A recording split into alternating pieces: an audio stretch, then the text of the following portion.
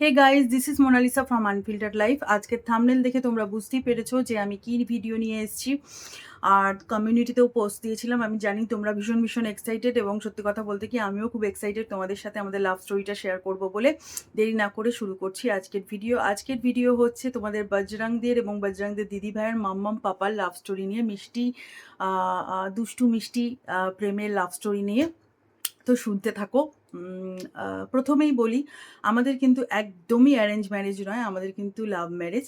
এবং সেটা কিভাবে হলো, কি করে আলাপ হলো, সমস্তটাই তোমাদের সাথে শেয়ার করব। আর আরেকটা কথা বলি যে আমাদের প্রেমটা না আর 5টা প্রেমের মতো নয়। মানে আমি কোনো প্রেমকে ছোট করছি না, বা কোনো রিলেশনশিপকে আমি ছোট করছি না, বাট আমি আমার লাভ স্টোরিটা নিয়ে বলছি যে তোমরাও হয়তো শুনলে বুঝতে পারবে আমাদেরটা না আর 5টার থেকে একটু আলাদা রকমের, এবং একটু বলতে কি অনেকটাই আমার কাছে আলাদা রকমেরই লাগে। তো সবটাই তোমাদের সাথে শেয়ার করছি। প্রথমেই বলি, আমি তখন খুব ছোট, 6-7-এ পড়ি। আমি এখানে পড়তে আসতাম আমার শ্বশুরবাড়িতে। আমার হাজব্যান্ডের মায়ের কাছে আমি পড়তে আসতাম, আমার শাশুড়ির কাছে। আমার শাশুড়ির কাছে আমি আর্টস গ্রুপটা পড়তে আসতাম, আর আমার শ্বশুর, মানে আমার হাজব্যান্ডের বাবা আমাকে সায়েন্স গ্রুপটা আমার বাড়িতে পড়াতে যেত। আমরা তখন এখানেই থাকতাম, রেলওয়ে কোয়ার্টারে, বিকজ আমার বাবা রেলের গভর্নমেন্টের খুব উঁচু একটা পোস্টে ছিলেন। তো থাকতাম। তো সেই সূত্রে ওদের বাড়িতে যখন, মানে এই বাড়িতে যখন আমি খুব ছোটোবেলা থেকে পড়তে আসতাম, তখন আমি আমার হাজব্যান্ডকে দেখেছি।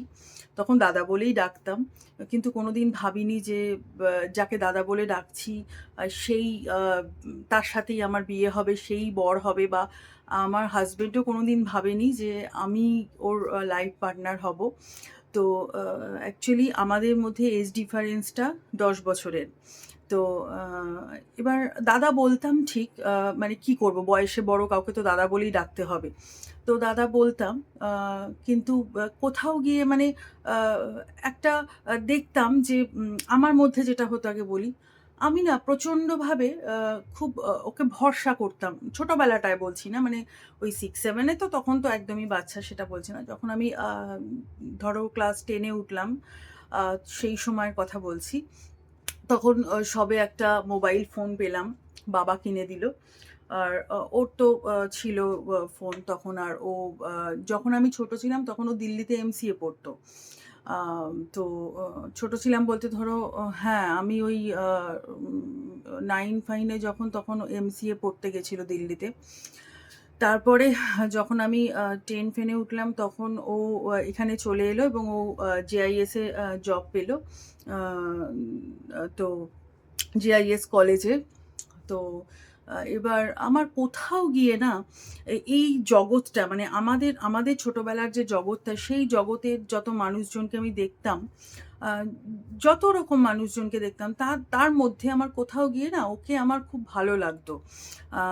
ভালো লাগতো বলতে আমার মনে হতো যে মানুষটা ভীষণ ভালো। আর আমার খুব ভরসা হতো ওকে। ভীষণ ভরসা হতো, কারণ দেখো আমার মা ছোটবেলা থেকে ভীষণ অসুস্থ ছিল, আর বাবাও অফিসের কাজে, তারপরে মাকে নিয়ে ভেলোর যাওয়া, মাকে নিয়ে হসপিটাল যাওয়া, অনেক রকম কিছুতে ব্যস্ত থাকতো। জন্য ছোটোবেলাটা না আমার খুব একটা যে হ্যাপিলি কেটেছে তা নয়। আমার ঠাকুমা দিদার কাছে আমি বড় হয়েছি। আমাদের জয়েন্ট ফ্যামিলি ছিল, সেখানে ভাই বোন সবাই মিলে একসাথে বড় হয়েছি। ভাই বোন মানে আমার কাজিনদের কথা বলছি। তো সেক্ষেত্রে আর আমার না কোনোদিন কোনো বন্ধু সেরকম মানে ছিল না। মানে আমার ওই প্রথম থেকেই মানে আমার বন্ধু ব্যাপারটা খুব একটা আমার ছিল না। আর আমার বাড়িতে খুব রেস্ট্রিকশন ছিল, কি যে ওই বন্ধুদের সাথে আড্ডা মারা, বেড়াতে যাওয়া, ঘুরতে যাওয়া, এগুলো আমি কোনোদিন করিনি। তো এবার কি হয়েছে যে আমার হাজব্যান্ডকে আমি তো দাদা বলে ডাকতাম, কিন্তু ও কিন্তু কোনোদিন, মানে পরে যখন আমরা এটা নিয়ে আলোচনা করেছি, ও আমাকে বলে যে তুমি আমাকে দাদা বলে ডাকতে, কিন্তু আমি ঘুণাক্ষরেও কোনোদিন তোমাকে বোন বলে ডাকিনি। আমি তোমাকে বোনের মতো কোনোদিনই দেখতাম না। তাই আমি বলতাম সেটা না বললে কি করে বুঝবো। এবার আমাদের মধ্যে একটা কি জিনিস চলতো, আমরা কিন্তু প্রচুর কথা বলতাম। মানে তখন কিন্তু আমাদের রিলেশনটা হয়নি। আমরা জানতামই না যে কোনোদিন রিলেশনশিপটা আমাদের হবে বা আমরা একটা রিলেশনে জড়াবো। আমরা কোনোদিন জানতামই না। তো সেক্ষেত্রে কি হতো, আমরা ও অফিস থেকে ফেরার পর আমি রাত্তিরে ধরো ফ্রি আছি। আমরা না প্রচুর কথা বলতাম, প্রচুর কথা বলতাম। আ যে আমি আমার আ কিছু দুঃখ হলে বা কিছু আনন্দ হলে বা কিছু ভাবছি যে এই কাজটা করবো, সেটা পড়াশোনা সংক্রান্তই হোক, যাই হোক, সেটা ওকে বলতাম। ওর কিছু অসুবিধা হলেও আমার সাথে শেয়ার করত। তো এরকম শেয়ার করতে, করতে আমাকে ও একদিন বলল, "তুমি প্লিজ দাদা বলাটা ছাড়ো।" তো আমি না এবার বুঝতে পারছি, এবার ওই শেয়ার করতে, করতে না একটা সময় মনে হলো যে না সত্যি আ দু কেন দাদা বলে ডাকছি? মানে এরকম আমার মনের মধ্যেও চলছে, ওর মধ্যেও চলছে। এবার দুজনেই না দুজনকে কেউ আর বলতে পারছি না যে আমাদের এই ভালো লাগাটা আ ভালোবাসাতে পরিণত হয়েছে। এটা কেউ বলতে পারছি না। কারণ আ আমি ভাবছি যে আমার থেকে একটু বড়, আ ১০ বছরটা কোনো ব্যাপার না। যদিও এজ ডিফারেন্সই রিলেশনশিপটা ভালো হয়। কিন্তু আমি ভাবছি যে আমার থেকে একটু বড়। আর ও ভাবছে আমার থেকে ছোট। ওকে বললে যদি ও কিছু মনে করে, আমি বলছি বললে যদি রেগে যায়। আর আমি ভীষণ ভয় পেতাম ওকে। যেমন ভালোবাসতাম তেমনি ভয় পেতাম। এখন যদিও ভয়টা পাই কিন্তু কম পাই। মানে প্রচণ্ড রেগে যায় যখন, ও যখন প্রচণ্ড রেগে যায় ওকে কন্ট্রোল করতে আমিও পারি না। বজরংদের বাবা। আর আমার হচ্ছে সবসময় মাথা গরম। আর ও হচ্ছে রাগলে ধপ করে রাগে, আবার ধপ করে ঠান্ডা হয়, এরকম একটা ব্যাপার। তো এরকম করে আমরা গল্প করতে, করতে একদিন আমাদের মনে হলো যে না, আ কোনোভাবেই না আমরা প্রত্যেকদিন আমরা খুব চেষ্টা করেছি যে একদিন কথা না বলে থাকবার। কিন্তু দুজনের কেউই পারতাম না। তো সেই বন্ধুত্বটা না, মানে অ্যাকচুয়াল বন্ধুত্ব যাকে বলে, সেই পবিত্র বন্ধনটা না আমাদের মধ্যে তৈরি হয়ে গিয়েছিল। আর আমাদের মনে হচ্ছিল যে আমরা একে অপরকে ছেড়ে কোনোভাবেই থাকতে পারবো না, এবং দুজনে মিলে ডিসাইড করলাম যে না, এই সম্পর্কটাকে একটা এই বন্ধুত্বটাকে এই আ ভালোবাসাতে পরিণত করা দরকার। ভালোবাসাটা তো ছিলই, এবং একটা সম্পর্কে মর্যাদা দেওয়া দরকার। দুজনেই ভাবলাম। এবার একটা তো ব্যাপার ছিল, বাড়ির চাপ একটা ব্যাপার ছিল। তো আমরা ডিসাইড করেছিলাম যে বাড়িতে যদি মানে তাহলে মানবে। কিন্তু বাড়ির কারুর অমতে গিয়ে আমরা কোনোদিন বিয়ে করব না। তাতে আজীবন আমরা যদি অবিবাহিত থেকে যাই সেটাই থাকবো। যেমন কথা বলছি, আড্ডা মারছি, সেরকমই থাকবো। আর আমাদের এটাও বিশ্বাস ছিল যে আমাদের বাড়ির লোকেরা মেনে নেবে। কিন্তু ১ম একটা ভয় থাকে না যে বাড়িতে কি করে বলবো? তো যেটা বলছিলাম যে ১ম একটা ভয় থাকে যে বাড়িতে কিভাবে বলবো, বা একটা লজ্জা, ভয় সব রকমই থাকে। কিন্তু এদিক দিয়ে সত্যি কথা বলতে গেলে আমার ঠাম্মি আর দিদা আমাকে প্রচণ্ড সাপোর্ট করেছে। আর আমার বাবাও আমাকে খুব সাপোর্ট করেছে। সাপোর্ট করেছে মানে আমার বাবা বলেছে, আমার বাবা দেখেছে যে ছেলেটা ভালো এবং আমার মেয়েকে ভালোভাবে গাইড করছে। আর আমার বাবা একটা কথা বলতো, আমার বাবা খুব পুজো আচ্ছা করে। আমার বাবা বলতো, "আমার পুজো আচ্ছার একটা পবিত্র ফল হচ্ছে যে আমি একটা এরকম ভালো জামাই পেয়েছি।" আর তো আ এবং আমাদের সম্পর্কটা একটা মানে এতটাই পবিত্র ছিল। তোমরা জানো যে আমাদের ধরো আজকে ১৬ বছর বিয়ে হয়েছে। পবিত্র ছিল কেন বলব, যে এখনো পবিত্র আছে। আমাদের ১৬ বছর হয়ে গেল বিয়ে হয়েছে। কিন্তু আমরা এখনো আমরা এত ব্যস্ত থাকি, যে যার কাজ নিয়ে, যে যার প্রফেশন নিয়ে আমরা এত ব্যস্ত থাকি, সংসার নিয়ে আমি ব্যস্ত থাকি। কিন্তু এত কাজের মধ্যেও আমরা কিন্তু এখনো প্রত্যেকদিন নিয়ম করে কে সারাদিন কি করেছি, কার সাথে কি কথা বলেছি, কোথায় গিয়েছি, কি খেয়েছি, না খেয়েছি, এই সমস্তটুকু কিন্তু আমরা শেয়ার করি একে অপরের সাথে। এই বন্ডিংটা কিন্তু আমাদের মধ্যে আছে। আর আমাদের মধ্যে সবথেকে যেটা বড় ব্যাপার সেটা হচ্ছে বিশ্বাসটা আছে।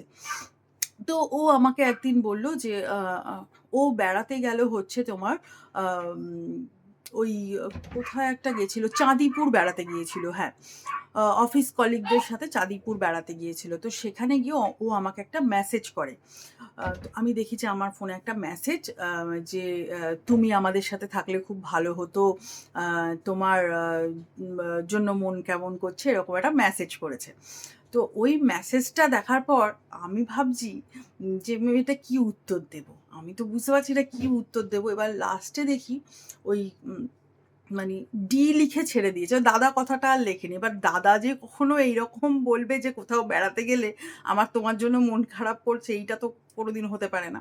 আ তো সেদিনকে সেদিনকে না, তার পরের দিন রাত্রিবেলা ও চাঁদিপুর থেকেই আমাকে ফোন করলো। এবার আমি তো প্রচণ্ড একটা ইনসিডেন্ট ঘটেছিল সেই সময়, সেই ইনসিডেন্টটা আমি আর বলছি না।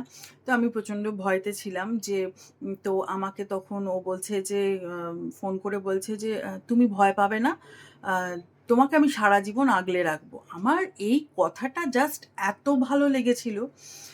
এবারে এই কথাটা না আমি সত্যিই ছোট থেকে কোথাও কোনোদিন কাউকে আমাকে বলতে শুনিনি যে আমার প্রতি কেয়ারিং ব্যাপারটা, যত্ন ব্যাপারটা এটা আমি বলতে শুনিনি। আমাকে বলেছিল যে আ এই রিলেশনটা আ ভবিষ্যতে বিয়ে হোক কি বিয়ে না হোক, আমি তোমাকে আজকে কথা দিচ্ছি, আমি অন্য কোথাও বিয়ে করব না তোমাকে ছাড়া। আর আমি তোমার সাথেই আ সারাটা জীবন কাটাতে চাই। আর তোমাকে আমি সারা জীবন আগলে রাখবো। তুমি কখনো ভয় পাবে না। আমি তোমার সাথে আছি। তোমার যা দরকার, যা অসুবিধা, যা সুবিধা সমস্তটা কিন্তু তুমি আমাকে বলবে। তো সেদিন থেকে মানে বিশ্বাস করো আমার জীবনটা যে ছোটবেলা থেকে আমি এতটা কষ্ট পেয়েছি, সারা জীবন মাকে সেভাবে কাছে পাইনি, বাবাকে পাইনি, তো সেভাবে কাছে পাইনি। তো আমার না সেদিনকে ওর ওই কথাটা শোনার পর না মানে আমার জাস্ট জীবনটা ঘুরে গেল। আমি আমার একটা অদ্ভুত ভালো লাগা তৈরি হতে লাগলো। আর ও সবসময় আমার পড়াশোনাটাকে খুব সাপোর্ট করত। আরেকটা জিনিস হচ্ছে, যেগুলো কিন্তু করত বলছি কিন্তু সেগুলো কিন্তু এখনো হয়। আমি যা আবদার করি, আ আমাকে সেই আবদারগুলো ও রাখে এবং আবদারের মধ্যে বলতে চাইছি, ও আমাকে খুব ভালো বোঝে। বজরংদের বাবা আমাকে, আমার হাসব্যান্ড ভীষণ ভালো বোঝে।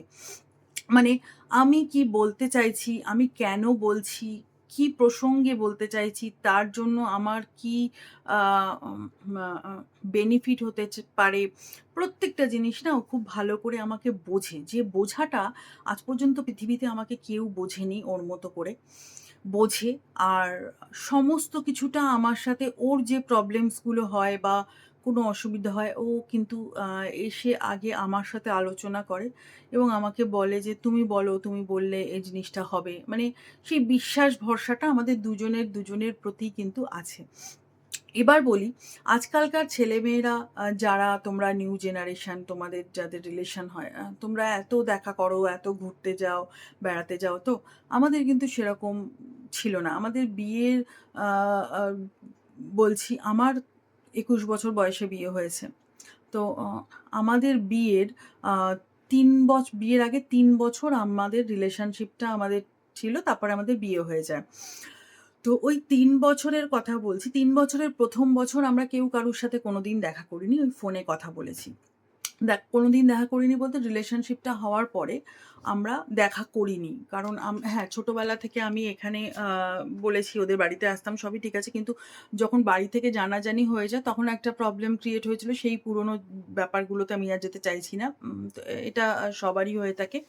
তো আ সেই জন্য ১ম বছরটা আমরা দেখা করিনি, ফোনে কাটিয়েছি। 2nd বছর থেকে কিভাবে দেখা হলো, আমার বাবা যেহেতু রেলে সার্ভিস করত, তো মা বিআর সিং রেলের হসপিটালে চেকআপ করাতে যেত। ঠাম্মিকে বললাম, "ঠাম্মি, আমি একটুখানি" আর আমার সবকিছু ছিল ঠাকুমার সাথে আর দিদার সাথে কথা। ঠাম্মিকে বললাম, "ঠাম্মি, মাকে আজকে চেকআপ করাতে মা যাবে? একা যাবে? আমি একটু যাবো?" তা ঠাম্মি না আমার পেটের কথাটা ধরে ফেলেছে। ঠাম্মি বলছে যে, "তার মানে তোমার সাথে কি আ আ অয়নের আজকে দেখা হবে?" আমি বললাম যে, "ও ঠাম্মি বলছি যে মাকে একটু নিয়ে যাই। আর ওই সময় তো ও তো শিয়ালদা থেকে ট্রেন ধরে জেআইএস চাকরি করত তখন। তো ওর সাথে একটুখানি আমার তাহলে দেখা হবে।" তো ঠাম্মি বলল, "ঠিক আছে যাও, আমার বাবাকে বলবে না তো?" বলছে যে, "না কাউকে বলব না, তুমি যাও।" আর বাবা না আমার সবই জানতো। কিছু বলতো না যে আমি জানি বা কিছু সবই বুঝতো, সবই জানতো। বলতে চাইতো না অতটা কিছু। কিন্তু পরের দিকে বাবা খুব সাপোর্ট করেছে। তো দিয়ে এবারে আর কোন মেয়ের বাবাই না চায় যে তার বা মেয়ে একটা ভালো পাত্রস্থ হোক, সেটাও চায়। তবে এবার কি রকম হতো বিআরসি এ ও আমাকে কল করলো। আমি বাস থেকে নামছি, তুমি গেটের সামনে এসে দাঁড়াও। আমি গেটের সামনে গিয়ে দাঁড়ালাম। ও জাস্ট রাস্তাটা ক্রস করে এলো, দেখলো, একটু হাসলো, হেসে চলে গেল। কারণ ট্রেন ধরতে হবে, সেই সময় ট্রেন মিস হয়ে যাবে। আমাদের দেখাটা ছিল এইরকম। তারপর আস্তে দেখাটার সময়টা একটু বাড়লো। হয়তো হাতে বাস থেকে এলো ওই বিআরসিং এ ২ মিনিট কি ৫ মিনিট ১০ মিনিট একটু আ টাইম নিয়ে এলো। ওই সময় একটু বিআরসিংয়ে বসে মানে তোমরা ভাবো যে ওই রেলের একটা হাসপাতাল সেটা কিনা আমাদের বৃন্দাবন, সেখানে আমরা যাচ্ছি দেখা করতে। তো সেই দেখা হতো। আর ওর সাথে ফোনে কথা বলতাম। আর ও সামনে এলে না আমি মারাত্মক ভয় পেতাম ওকে দেখলে। কেন জানি না। এমনি আমি ওর বাড়িতে যখন আসতাম তখন আমি ওকে ভয় পেতাম। তো এবার একদিন আমাকে বলছে কি, "আচ্ছা তুমি আমাকে দাদা বলাটা ছাড়বে?" আমি বলছি যে, "না কি বলি বলো তো?" তখন ও আমাকে বলছে কি যে, "দেখো তুমি তো আমার উম সমস্ত মনের কথাটা বোঝো। আমার সবসময় আমার সাথে তুমি শেয়ার সমস্ত কিছু আমাকে বোঝো। আর আমি ওকে একটা কথা বলতাম যে, আম "তুমি আমাকে একটা কথা বলো, তোমার আমার যে ১০ বছরের এজ ডিফারেন্স, তো তোমার নিশ্চয়ই হতেই পারে যে অন্য কোনো মেয়েকে কখনো ভালো লাগতেই পারে। তো তুমি কেন আমাকে কেন চুজ করলে?" তখন ও আমাকে একটা কথা বলেছিল যে, "তোমার মধ্যে যে সরলতাটা আছে সেটা আমি আর কারোর মধ্যে পাবো না। তোমার এই সরলতাটা সবার মধ্যে থাকে না। আর তোমার মধ্যে যে পজিটিভ ভাইবস টা আমি দেখি, তোমার মধ্যে যে আ আপন করে নেওয়ার ক্ষমতাটা আমি দেখি, আমার এইটুকু নিশ্চিন্ত যে আমার বউ সারা জীবন আমাকে বুঝবে।" হ্যাঁ? তো ঠিক সেইরকম কিন্তু আমার মধ্যেও ওর সম্পর্কে এই ধারণাটাই ছিল যে ও এমন একটা মানুষ, ও আমার হাত ধরেছে মানে সারা জীবন আমার সাথে থাকবে এবং আমাকে ওই যে বলেছিল ১ম দিন যে, "তোমাকে আমি আগলে রাখবো।" তো সেরকম আগলেই রাখবে। তো এইরকম করতে চলতে তারপরে বিআরসিকে দেখা হতো। তারপর বিয়ের ঠিক ১ বছর আগে যখন আমাদের বিয়ের কথাবার্তা আ হওয়ার কিছুদিন আগে আ তখন ও আমাদের বাড়িতে বাবাকে বলতাম যে, "বাবা আজকে অমুক দিন একটু বেড়াতে যাবো, এই করব, সেই করব।" তো আজকে বাবা হয়তো শুনছে এই ভিডিওতে, বাবাও কোনোদিন জানতো না এগুলো। কি না সায়েন্স সিটি যাবো। তাই এবার বাবাকে ও বলেছে যে, "ঠিক আছে তোমার বাড়িতে যাচ্ছি।" বাবা বলল, "তাহলে ওকে বাড়িতে আসতে বলো।" কারণ আমার বাড়িতে মেয়েকে একা ছাড়বে না। তা ও আমাদের বাড়িতে আসতো। ঠাম্মি তো মানে সেই হবু নাচ জামাই আসছে বলে পঞ্চব্যঞ্জন তার জন্য মানে ভালো রান্না করাতো, করে ঠাম্মি নিজে বসিয়ে ওকে খাওয়াতো। তো আর আমার ঠাকুমা ওকে খুব ভালোবাসতো। আমার দিদাও খুব ভালোবাসতো। তো খাওয়ানোর পরে আ একদিন এবার আমি বলছি যে বেরিয়েছি যে আমি জানি সায়েন্স সিটি যাবো। আমাকে বলছে যে, "ধুর এই গরমে কে সায়েন্স সিটি যায়? চলো একটা সিনেমা দেখে আসি।" তো বলে সিনেমা দেখলাম। ওখান থেকে সিনেমা দেখে নিয়ে সিটি সেন্টার গেলাম। সিটি সেন্টার গিয়ে আ ওখানে আ একটা ক্যাফেচিনো নিলাম। নিয়ে একটা ক্যাফেচিনোয় দুজনে মিলে খেলাম। মানে আ ও সে কিন্তু সেই স সম টাইমটা স্পেন্ড করার মধ্যেও কিন্তু আমাদের সেই কথাবার্তাই হচ্ছে যে ভবিষ্যতে কি করব? আমার কি নিয়ে ভালো লাগে? এরকম আরো অনেক কিছু মানে আ আর এরকম একটা হতো আমার বাড়িতে আমার বাবা ঠাকুমা দেখে হাসতো। আ আ ও যখন আমাকে বাড়িতে ফেরত দিয়ে যখন ও চলে যেত বাড়ি থেকে, আমি না কি কান্না কাঁদতাম। আমি কিছুতেই ওকে ছেড়ে থাকতে পারতাম না। মানে আ আজও অবধি মাত্র একটা দিন আমি কোভিড হওয়ার পর আমার বাবা-মার বাড়িতে গিয়ে একটা রাত কাটিয়েছিলাম, তাও সারারাত ঘুমোতে পারিনি। আমি আজও অবধি আমার হাসব্যান্ডকে ছেড়ে আমি কোনোদিন আমার বাপের বাড়িতে গিয়েও একদিন থাকিনি। কারণ আমাদের পক্ষে থাকা সম্ভবই নয়। মানে ও যদি অফিসের কাজেও যদি ধরো কলেজের কাজে কোনো জায়গায় গেল আম কিছু কাজে। তো সেক্ষেত্রেও কি হয় যে আ হয় না যে প্লেসমেন্ট নিয়ে অনেক সময় আগে ওদের কি সব নিয়ে যেতে হতো টিচারদেরকেও। তো যেত। এ সময় আমার মেয়ে যত না কাঁদছে তার থেকে বেশি আমি কাঁদতাম। মানে ১ দিন ২ দিন যাই হোক না কেন আমি বেশি কাঁদতাম আমার বরের জন্য। মেয়ে আমাকে বোঝাতো এরকম একটা ব্যাপার। মানে বিয়ের পরের কথা বলছি। তো তো সেইরকমভাবে চলতে থাকলো ব্যাপারটা রিলেশনটা। এবার তারপরে যখন আমাদের বিয়ের হ্যাঁ, তার আগে আমরা ধর্মতলা যেতাম। আ আর ও আমাকে বলেছিল যে, "তোমাকে আমি এইচএস তুমি যখন এইচএস" আমার না কোনো কালার ফোন ছিল না। তখন দেখতাম বন্ধুদের হাতে কালার ফোন আছে। তো আমার আম আ মনে আছে যে বাবা আমাকে একটা ফোন দিয়েছিল। তখন সেই Nokia র যে ব্লাক অ্যান্ড হোয়াইট ফোনগুলো হয় সেইটা বাবা আমাকে দিয়েছিল। আর আমার বাবা না আ আমি চাইলেই সবসময় সঙ্গে দিত না। কিন্তু সব জিনিসই দিয়ে দিত বাবা আমাকে। কিন্তু সঙ্গে দিত না। যেটা আমি আমার মেয়েকেও করি। হ্যাঁ? তো বাবা তো সে সময় ক্যামেরাওয়ালা ফোন কিছুতেই দেবে না। তো আমাকেও বলেছিল যে, "তোমার এইচএস কমপ্লিট হয়ে গেলে আমি তোমাকে একটা ফোন কিনে দেবো, কালার ফোন, ক্যামেরা ফোন।" তো সেই ফোনটা আমি কিন্তু আ মানে কি বলবো, আমার কোনোদিনই ওর দেওয়ার আগে আমার কাছে কোনোদিনই ওরকম ফোন আমি পাইনি। তো ও আমাকে কিন্তু নিজে নিয়ে গিয়ে ও কিন্তু আমাকে ওই ফোনটা কিনে একটা নোকিয়ারই ফোন কিনে দিয়েছিল। সে সময় তো আ ওই ফোনগুলোরও আ ধরো আ কত মানে দামটা আমার ঠিক মনে নেই। কিন্তু আ দামটা যাই হোক না কেন, আমার কাছে সেটা অনেকটা গুরুত্বপূর্ণ ছিল। আর ও যখন আমার কাছে মানে অনেক বড় পাওয়া ছিল। আর আমার কাছে যখন ও আমাদের বাড়িতে আসতো, আমার জন্য না এক্লেয়ার্স নিয়ে আসতো। তো ওই এক্লেয়ার্স এর যে খাপগুলো হয় বা ডেয়ারি মিল্ক এর যে খাপগুলো হয়, ওগুলো আমি একটা প্যাকেটের মধ্যে সব জমা করে রেখে দিতাম। আমি না ফেলতাম না, যেহেতু ও দিয়েছে। এবার আমি জামরুল খেতে ভালোবাসতাম। তো এইজন্য ও আমার জন্য জামরুল নিয়ে আসতো আমাদের বাড়িতে। এবার ওই জামরুলগুলো মানে ধরো বাড়িতে কেউ জামরুল এনেছে, খেতাম না। মা ১৪ বার সাধতো যে জামরুলটা খা রে, খা রে। খেতাম না। কিন্তু ওই যে ও এনেছে তো আমাকে জামরুলটা খেতেই হবে। সব কটা জামরুল বসে, বসে আমিই খেতাম। এরকম একটা ব্যাপার। তারপরে আমার মনে আছে আমার আমার না ছোট থেকে কোনোদিনই কোনো চাহিদা ছিল না। এটা আশা করি আমার বাবা-মাও বলবে। তো দেখো বাবা আমাকে পুজোতে জামা কিনে দিত। একটাই জামা কিনে দিত। আর সেই জামাটা ওই ৫০০ ৫৫০ র মধ্যে থাকতো। মানে আমার কোনোদিনই কোনো কিছুতে চাহিদা ছিল না। আমার বাবা যেটা ভালোবেসে দিত আমি সেটাই নিতাম। কোনোদিন কোনো বায়না আমি করেছি বলে তো জ্ঞান তো আমার মনে নেই। তো সেটাই এবারে আর বাবার দেওয়া জামাটা অষ্টমীতে পড়তাম। ওটা আমার খুব প্রিয় ছিল। তো এক বছর আমাকে ও বলল যে, "চলো তোমাকে পুজোতে তোমাকে একটা শাড়ি কিনে দেবো।" আমি বললাম যে, "কেন শাড়ি কিনে দেবে কেন? আমার তো আছে, বাবা তো দেবে।" বলছে যে, "ও আমার দেওয়া কিছু তুমি পরবে না শাড়ি পুজোতে?" আর আমার বাবা তখন তো আমার তো ইনকাম ছিল না। তো আমার বাবা পুজোতে ওকে একটা খুব সুন্দর আ বেশ ভালো একটা ইয়ের শার্ট আর একটা আ প্যান্ট দিয়েছিল। তো ও বলল, "আমি তোমাকে একটা কিছু কিনে দেবো শাড়ি।" তো ও আমাকে আমার মনে আছে আদি মোহিনী মোহনে আ নিয়ে গিয়েছিল একবার। ওখানে আমার ঠিক পছন্দ হলো না। তারপর প্রিয় গোপাল বিষয় থেকে একটা জারদৌসি কিনে দিয়েছিল। আ প্রায় ৳৩,৫০০ র জারদৌসিটার দাম ছিল। এখনো ওটা আমার কাছে আছে এবং সারা জীবন থাকবে। তো ওই জারদৌসিটা আমার কাছে জীবনে ওই ১ম ৳৩,৫০০ দামের শাড়ি মানে বস্ত্র ওই ১ম অত টাকা দামের জীবনে ওই ১ম ছিল আমার কাছে ওটা। তো ওটা আমার খুব পছন্দ হয়েছিল। বাবাকে যখন এসে দেখিয়েছিলাম, বাবা বলেছিল, "যত্ন করে রেখে দাও।" আর ওর দেওয়া জিনিস আর ও যখন আমাকে ফোনটা দিয়েছিল তখনও আমার বাবার খুব আ ওকে মানে আ ওই ফোনটা বাবার পছন্দ হয়েছিল এবং সত্যি কথা বলতে কি আমাদের মধ্যে ও আমাকে একবার একটা আর্টিফিশিয়াল গোলাপ দিয়েছিল। গোলাপে না ও যে পারফিউমটা আ মাখতো সেই পারফিউমটা স্প্রে করে দিয়েছিল।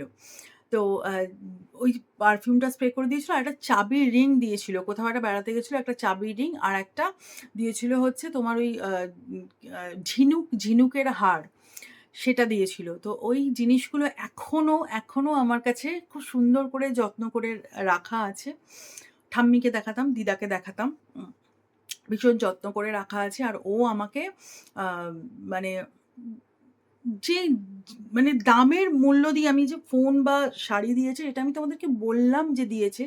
কিন্তু মূল্য দিয়ে আমি বিচার করতাম না। বলছি না ও একটা এক্লেয়ার্স দিলেও সেই খোসাটাও আমি আমার কাছে রেখে দিতাম। আর ও দেখতো যে আমার আ যে ওয়াইফ হবে বা আমার কথা ভাবতো যে ও আমাকে বলতো যে, "তুমি খুব গুছোনো।" মানে এখনো ও দেখে যে আমার বাড়িতে এতজন বাচ্চা তারপরেও কিন্তু আমি সমস্তটা খুব গুছিয়ে রাখি। আমার বাড়িতে কেউ বলবে না এতগুলো বাচ্চা আছে। তোমরা যখন কেউ যদি কোনোদিন আমাদের বাড়িতে আসো, তো এলে বুঝতে পারবে। যেমন সোহিনী এসছিল, সোহিনী জানে, দেখেছে যে আমার বাড়িটা কতটা আমি গুছিয়ে রাখি, সাজিয়ে গুছিয়ে রাখি। তো ওর না এই জিনিসগুলো খুব পছন্দ হতো। ও আমাকে একটা কথা বলতো যে, "জানো তো আমার উম যে ছোটখাটো ইচ্ছা বা ছোটখাটো আ যে আ উম বা ইচ্ছার যে মূল্যগুলো বা আ ছোটখাটো স্বপ্ন আ যেগুলো আমি কোনোদিন আমার বাড়িতে কাউকে বলতাম না। আম কিন্তু সেগুলো না আমি তোমাকে খুব ভরসা করে বলতে পারি আর আমার কথা শোনার একটা লোক আমি পেয়েছি তোমার মধ্যে দিয়ে, যে আমার কথা ও আমাকে বলতো যে, "আমার কথাগুলো তুমি এত মন দিয়ে শোনো এবং সেখান থেকে এত সুন্দর একটা সলিউশন বার করো, যেগুলো না আমার জীবনে আমিও কখনো পাইনি।" তো আ আর সবসময় হ্যাঁ, এবার একটা মজার ঘটনা তোমাদেরকে বলি। আ যে আচ্ছা, তার আগে বলি যে ও আমাকে বলত যে ও আমাকে একটা নাম দিয়েছিল। আমিও ওকে একটা নামে ডাকি। ও আমাকে একটা নামে ডাকে। ও আমাকে বলেছিল, "তুমি তো আমার মনটাই তো তুমি। আমার মনটা আমি আজকে যা ভাবছি, যা করছি তুমি তো আমার মন। মানে আমার ভালোবাসার সমস্তটাই তুমি। তাই তোমাকে আমি মন বলে ডাকবো।" তো আমার আ ব্লু কালারটা আমার ১ম থেকে ভীষণ পছন্দ। তো আমি ওকে বলেছিলাম যে, "তাহলে আমি তোমাকে নীল বলে ডাকবো।" তো ওকে আমি নীল বলি আর ও আমাকে মন বলে ডাকে। এবার একটা মজার কথা হচ্ছে, ও না আমাকে দেওয়া কথা কোনোদিন ফেলেনি আজ পর্যন্ত। মানে যে কথা ও দিয়েছে, সে কথা ও রেখেছে, আমিও রেখেছি। তো এবার আমি ওকে একবার মানে ভীষণ একটা বিপদের মধ্যে ফেলেছিলাম। জানি না যে বাড়ি থেকে আদৌ বিয়ে মানবে কি মানবে না। আমি ওকে একদিন হঠাৎ এসে বললাম যে, "শোনো, নেক্সট ইয়ারে কিন্তু 2010 এ কিন্তু আমরা 4th ফেব্রুয়ারি বিয়ে করব, হ্যাঁ?" না, ওকে বলেছিলাম 2010 এ কিন্তু আমরা বিয়ে করব। ও তখন বলছে যে, আ আমি বলছি, "ও ঠাকুর ম্যানেজ করে নেবে, বাড়ির লোককে ঠিক পটিয়ে পাটিয়ে নেবে।" তখন ও আমাকে বলতে চাইছে যে, "আমরা তো অন্যায় কিছু করিনি। তা এখন বাড়ির লোক যদি" মানে আমার বাড়ি থেকে কোনো অসুবিধা ছিল না। ওর বাড়িতে একটু চাপ ছিল। যে এখন বাড়ির লোক যদি একটা পবিত্র প্রেমকে, পবিত্র ভালোবাসাকে যদি না মানতে পারে, তা সেটাতে তো আমাদের দোষ কিছু নেই। আমাদের ভালোবাসা ভগবান জানে, ইতিহাসে সাক্ষী হয়ে থাকবে, ভগবান সাক্ষী আছে। এই ভালোবাসাটা মর্যাদা পাবেই। তো ও তখন বলছে যে, "ঠিক আছে, তাহলে আমরা না বিয়ে করলে ফেব্রুয়ারিতে করব। আ ফেব্রুয়ারি মাসে করব।" আমি তখন বললাম, "দাঁড়াও, ফোনটা রাখছি। আমি না একটুখানি ডেটটা দেখে আসি, ফেব্রুয়ারিতে কোন ডেট আছে।" ঠাম্মির কাছে পাঁজি নিয়ে চলে গেছি। "ও ঠাম্মি, ঠাম্মি।" ঠাম্মি বোধহয় এখন উপর থেকে আমার এই কথা শুনে হাসছে। "ও ঠাম্মি, ঠাম্মি, একটা দেখো না গো, ফেব্রুয়ারিতে ডেট।" ঠাম্মি বলছে, "দেখো না, তুমি দেখো।" আছে, "ও ঠাম্মি, 4th ফেব্রুয়ারি একটা সুন্দর ডেট আছে দেখছি। দেখো তো এই দিনক্ষণটা ভালো তো?" ঠাম্মি বলল যে, "হ্যাঁ, ফেব্রুয়ারিতে এই দিনটা তো ভালোই লাগছে।" তাহলে ওকে বলে দিই, হ্যাঁ? বাবাকে বলবে না কিন্তু। না, বাবাকে বলব না। বাবা-টাবা কেউ জানতই না। তো এবার ওকে তো ফোন করে বললাম, "শোনো, আমি ডেট পেয়ে গেছি 4th ফেব্রুয়ারি, হ্যাঁ? আমরা কিন্তু 4th ফেব্রুয়ারিই বিয়ে করব নেক্সট ইয়ারে।" তখন ও বলছে যে তখন 2009 এর কথা বলছি, আমি 2010 এ বিয়ে করব। ও বলছে, "ঠিক আছে।" এবার না আমি ওকে প্রায় প্রত্যেকদিন ফোন রাখার সময় বলতাম, "হ্যাঁ গো, আমরা 4th ফেব্রুয়ারি বিয়ে করব তো?" ও বলত, "হ্যাঁ, হ্যাঁ, 4th ফেব্রুয়ারিই বিয়ে করব।" এবার তারপরে ওর বাড়ি থেকে উম উম ওরা কথাবার্তা বলে, ওদের বাড়ি থেকে মানে-টানে। তো এবার আমাদের বিয়ের কথাবার্তা হবে। এবার ডেট ফিক্সড হচ্ছে। এবার ও পড়ে গেছে ফ্যাসাদে। কারণ আমাদের যে বিয়ে দিয়েছিল সে হচ্ছে ওর এক জেঠু। সেই জেঠুর বিয়ের ডেট দেখার কথা আছে। এবার আমি তো বিয়ের ডেট-ফেট দেখে বসে আছি। ও বলছে যে, "যদি ওই জেঠু অন্য কোনো ডেট দেখে, তাহলে তো আমার তো আর তোমাকে দেওয়া কথাটা রাখা হবে না।" মানে ওর কাছে এই ব্যাপারগুলো, মানে ও এতটাই ভালো মানুষ যে আমি কথা দিয়েছি সেই কথাটা যেন কোনোভাবে আ কথার খেলাপ না হয়। তারপরে আমাকে ফোন করে বলছে, হাঁপ ছেড়ে বলছে, "শোনো না, জেঠু না ডেট দেখেছে জানো তো? জেঠু না 4th ফেব্রুয়ারি দিনটাই ভালো বলে।" এই যে বললাম, মোনালিসার চ্যাটার্জির একটা পঞ্জিকা দেখার মানে কি বলবো, বিশেষ জ্ঞান আছে। কারণ আমি একদম কেটে আমার ঠাকুমার মতো হয়েছি। আমার ঠাম্মি কথায়, কথায় খুব পাজি-টাজি দেখতো। তখন আমাকে বলছে যে, "জানো তো, আমার না খুব টেনশন হয়েছিল। যদি ওই জেঠু অন্য ডেট বলে, তাহলে তো আমি তোমাকে দেওয়া কথাটা রাখতে পারব না, বলো।" আমি বলছি, "ধ্যার বাবা, ওটা তোমার জেঠু কি বলবে? ভগবান ঠিক করে রেখেছিল 4th ফেব্রুয়ারি হবে তো 4th ফেব্রুয়ারিই হবে।" তো এরকম। এবার কি হলো, বিয়ে হলো। বিয়ে হওয়ার পর ও তখন আমাদের আফটার ম্যারেজ ও মেদিনীপুর ISD কলেজে পড়াতো। আমি ওকে বললাম যে, এবার আমারও তখন কলেজ চলছে, বুঝেছো? আমি বললাম যে, "আমি না কোনোভাবে তোমাকে ছেড়ে আমার থাকাটা হচ্ছে না বস। আমি এখানে একা থাকতে পারছি না। আর আমার বাড়িতেও আমি থাকতে পারছি না। তুমি আমাকে তোমার ওখানে নিয়ে যাওয়ার ব্যবস্থা করো।" তা ও আমাকে কি করলো, ও তখন আমার কলেজের স্যারের সাথে কথা বলল। আর আমার কলেজের স্যাররা ভীষণ সাপোর্টিভ ছিল। আমাকে খুব ভালোবাসতো আর জানতো যে মেয়েটা ভালো, পড়াশোনাও করে। তো স্যারকে বলল যে, "স্যার ৩ দিন কলেজ করুক।" আর ও নিজেও যেহেতু একজন টিচার, প্রফেসর, এই প্রফেশনে ছিল। বলল, "স্যার ৩ দিন কলেজ করুক। তারপর আমি ৩ দিন আমার কাছে নিয়ে যাই।" তো স্যার বলল, "হ্যাঁ, ঠিক আছে, কোনো অসুবিধে নেই।" তো সোম, মঙ্গল, বুধ কলেজ করে আমি ওখান থেকে এখানে আসতাম। বুধবার দিন রাত্রিবেলা ও আবার আসতো, এসে আমাকে নিয়ে চলে যেত। চলে গিয়ে আবার রবিবার দিনকে রাত্রিবেলা আমরা ব্যাক করতাম। এরকমই কিছু একটা করতাম। এবং তারপর এরকম করতে, করতে ও এতটাই সাপোর্টিভ হাসব্যান্ড। আমার মনে আছে, আমার মেয়ে তখন পেটে আসে। বিয়ের আ ১ বছরের মাথায় মেয়ে পেটে আসে। সেই নিয়ে আমি কলেজের আমার লাস্ট সেমিস্টারে আমি হসপিটাল ম্যানেজমেন্ট নিয়ে পড়েছিলাম। লাস্ট সেমিস্টারে পরীক্ষা যখন আমি দিতে যাই, সেই সময় আ ও কিন্তু ১ সপ্তাহ ছুটি নিয়ে ওই সল্টলেকের ক্যাম্পাস, আমি বিপি পোদ্দারে পড়তাম। তো আ ওই সল্টলেকের ক্যাম্পাস, চাঁদি ফাটা রোদ্দুর, নিচে থাকতো। আর আমার স্যারেরা বলতো যে, "অয়নকে গ্রেট স্যালুট একটা, যে ও যেভাবে তোমার পাশে থাকছে।" কারণ আমার তো তখন ধরো মেয়ে ৮ মাস তখন আমার পেটে। আ মানে যখন তখনই আমার উম কিছু একটা অসুবিধা হতে পারত। তো সেই করে আমাকে পরীক্ষাও দিয়েছে। এবং একটা কথা বলি, আমি যে হসপিটাল ম্যানেজমেন্ট নিয়ে পড়বো, কোথায় পড়বো, কি পড়বো, না পড়বো, তখন আমার বিয়ের আগে আমি কলেজে ভর্তি হই। তো ফার্স্ট সেমিস্টারে আমার বিয়ে হয়ে যায়। তো তখন ও কিন্তু সবটা ওই মেদিনীপুরে তখন ও পড়াতো। তখন মেদিনীপুরে পেয়ে গেছিল আইএসটি-তে জব। তো সেখান থেকে ও কিন্তু তখন রাত্রির বেলায় বাড়ি ফিরে এসে আগে আ কম্পিউটারে দেখে কোথায় এই বিএইচএম পড়ানো হচ্ছে, হসপিটাল ম্যানেজমেন্ট, সেইসব দেখে আমার বাবাকে বলল যে, "আপনি ওকে নিয়ে যান অমুক জায়গায়, ওই কলেজে পড়ানো হচ্ছে, ওখানে দেখুন, গিয়ে পড়ুন।" আ তো সমস্ত কিছু করে কিন্তু ওই আমার হসপিটাল ম্যানেজমেন্ট পড়ার স্বপ্নটাও কিন্তু আমার বরেরই। আমার বরই পূরণ করেছে ওটা। তো ও আ কোথায় পড়তে হবে, কি পড়তে হবে না বললে হয়তো আমি বুঝতে পারতাম না। এবং আমি হসপিটাল ম্যানেজমেন্টে খুব ভালো রেজাল্ট করেছিলাম। আমার মেয়ে পেটে নিয়ে পরীক্ষা দিয়েও আমি খুব ভালো রেজাল্ট করেছিলাম। তো স্যারেরাও খুব খুশি হয়েছিলেন, ম্যাডামরাও খুব খুশি হয়েছিলেন। তারপর তো মেয়ে হলো। এবার মেয়ে হওয়ার আ একটা কাহিনী বলি যে, আমার মেয়ে যখন হলো, আ আমার একটা জিনিস খুব ভালো লেগেছিল। এই ছোটখাটো কেয়ারিং গুলো না আমার ওর মধ্যে খুব ভালো লাগতো।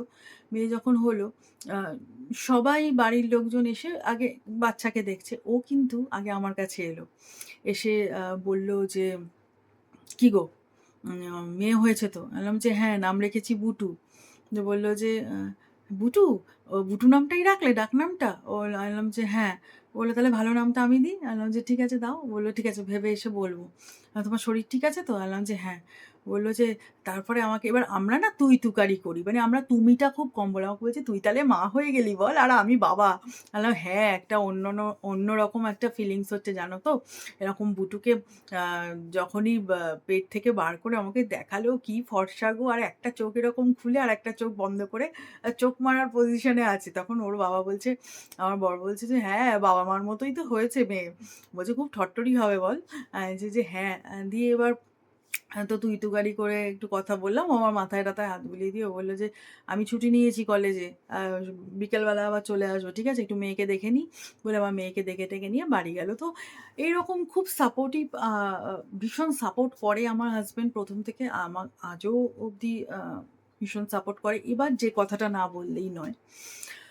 ১ম আমার বড় ছেলে পোলো, তোমরা সবাই জানো, বাজরাঙ্গীদের মধ্যে।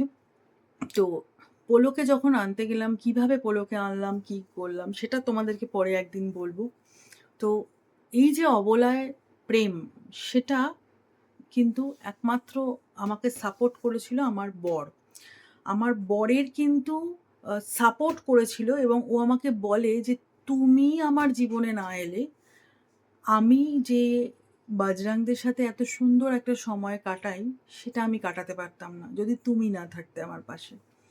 মানে ও ভালোবাসতো, কিন্তু ওর কোনোদিন মানে যে নিয়ে পোষা বা আ নিজের সন্তান করে রাখা এইরকম ব্যাপারটা ওর মধ্যে তখন ছিল না।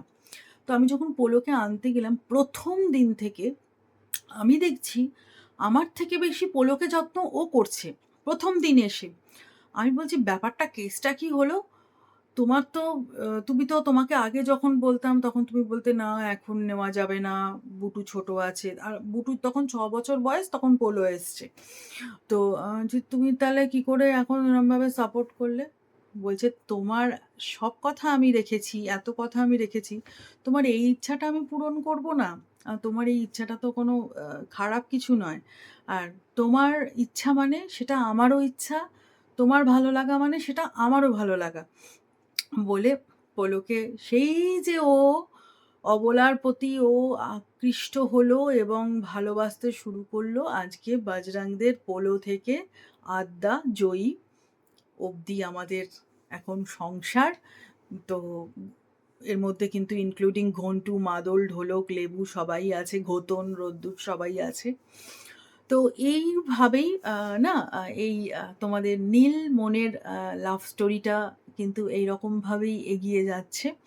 তোমরা যারা আ আমাদের থেকে বয়সে বড় গুরুজন, তারা সকলে আমার প্রণাম নিও, অন্তরের প্রণাম নিও। সমবয়সীরা অনেক ভালোবাসা নিও। আর সকলে আমাদেরকে আশীর্বাদ করো। আমরা আগামী দিনগুলো যেন অনেক, অনেক দিন আমরা যেন এই বন্ধনটাকে, এই পবিত্র বন্ধনটাকে নিয়ে এইভাবেই এগিয়ে যেতে পারি এবং এইভাবেই ভালো থাকতে পারি। সবথেকে বড় কথা কি জানো তো? আমাদের কাছে মেইন যে ব্যাপারটা সেটা হচ্ছে যে ভালোবাসা। এর মধ্যে কোনো অর্থ নেই, কোনো স্বার্থ নেই, কোনো কিছু মানে কোনো হিংসা নেই, কিচ্ছু নেই। শুধু ভালোবাসাটাই। এইটাকেই বোধহয় প্রকৃত ভালোবাসা বলে।